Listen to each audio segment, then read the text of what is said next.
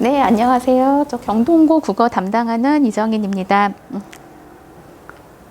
예, 오늘 지난 중간고사 어떻게 출제되었는지 살펴보고 출제 경향에 맞추어서 이번 기말고사는 어떻게 준비할지에 대해서 말씀드리겠습니다. 예, 지난 중간고사가 좀 어려워졌습니다. 그래서 전체적인 시험 난이도는 중상에서 상, 그 사이로 보고요. 우리 1학년 시험 문제가 매년 어려워지고 있는데 올해도 작년보다 시험 문제가 좀 어려워졌습니다.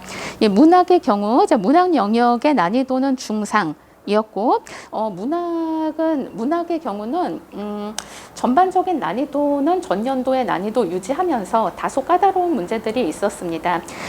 외부 지문으로는 시 2편, 고전 수필 1편 출제되었습니다. 근데 이 중에서 외부 지문 중에서 현대시 1편은 사전에 알려주시지 않은 외부 지문이라 학생분들이 문제를 푸실 때 조금 당황하셨을 수도 있을 것 같습니다. 예, 다음은 문법입니다. 문법이 많이 어려워졌습니다. 자, 문법 기존의 출제 경향을 보면은 문학이 까다롭고 문법은 다소 평이하다라고 했는데, 자, 이번에 문법 시험 문제가 어려워지면서 이전에는 없었던 새로운 유형들이 많이 출제되었습니다. 예, 그래서 앞으로도 이러한 문제를 봤을 때 앞으로도 문법도 계속 어렵게 나올지 않을까 생각이 되는데요. 이번 1학년부터 수능 시험을 치를 때 선택의 여지 없이 모든 학생들이 문법 시험도 치러야 하기 때문에 그 부분 감안해서 학교에서 난이도 올리시면서 수능형 문제를 출제하시지 않았나 생각이 됩니다. 예, 그리고 전체 24문항 중 선택형 20문항, 서답형 4문항이었습니다. 학생들하고 수업을 하다 보면 학생분들이 서술형 문제에 대해서 많이 부담스러워 하시기 때문에 제가 이제 시험 준비하는 과정에서는 서술형에 대한 준비도 많이 하고 있는데요.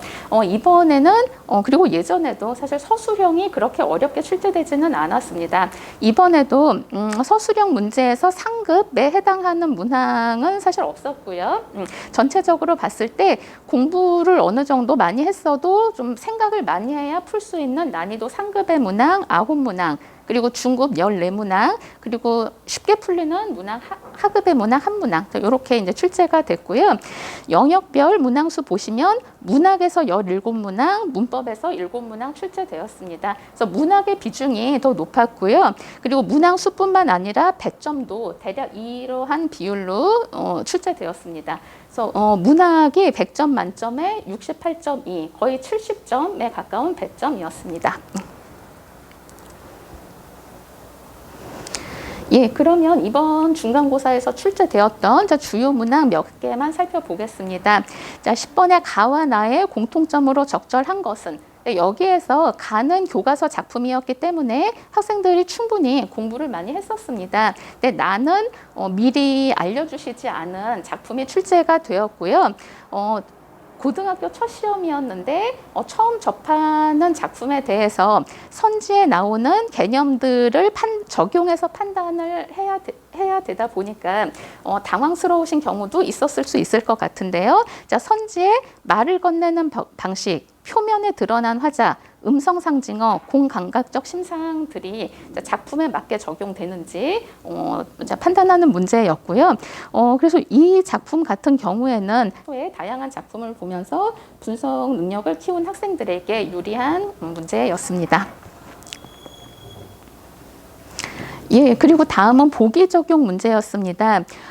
지금 보시는 이 보기를 선지의 가와 나 작품, 조금 전에 앞에 문항에서 나왔던 그 가와 나 작품입니다. 작품에 적용해서 풀어보는 문제인데요. 이렇게 보기 적용 문제의 경우 문학 작품에 대한 출제자의 관점을 알려주기 때문에 보기가 도움이 되기도 하지만 선지에서 얘기하는 가와나 작품에 대한 서술이 보기의 내용과 그리고 지문의 내용과 상통하는지 또는 논리적 연결성이 적절한지에 대해서 판단해야 되기 때문에 오답률이 높은 유형입니다.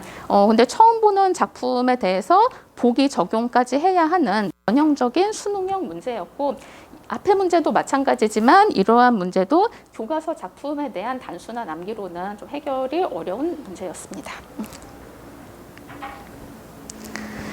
예, 다음 문항도 보기 적용 문제입니다. 자, 그렇지만 이 문제는 앞의 문항에 비해서는 좀 그래도 보다 편하게 접근하실 수 있었을 것 같은 생각이 드는데요. 이 환상 문학에 대한 보기를 교과서 작품 현대소설에 적용하는 문제였습니다. 그 작품도 시험 범위에 포함되었기 때문에 미리 다 공부를 열심히 했었고 이 보기의 내용도 학습 활동에 있는 내용을 변형해서 만든 보기였기 때문에 비교적 앞의 문제보다는 편안하게 접근하실 수 있었을 문제라고 판단되는데 이번에 문학 영역에서 보기 적용 문제도 다소 늘었습니다. 그래서 이 부분에 대해서도 기말고사 때 대비가 좀 더 필요한 것으로 좀 생각됩니다.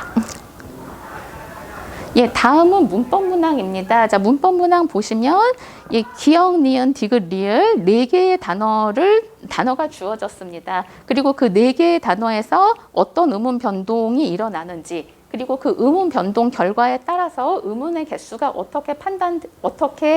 어떻게 변하는지 종합적으로 판단한 후에 비밀번호라는 하나의 결과로 그 결과를 도출해야 합니다. 근데 사실 의문 변동의 결과 그리고 그 결과에 따라서 의문의 개수의 변동이 어떻게 되는지에 대한 내용은 전형적인 평가 요소이기는 합니다만 이 문제 같은 경우에 여러 단어들에 대해서 판단을 한 후에 그 판단을 종합해서 하나의 결과로 도출을 했어야 됐기 때문에 문제를 푸는 과정에서 한 번이라도 실수가 있으면 안 되는 그런 문제였습니다.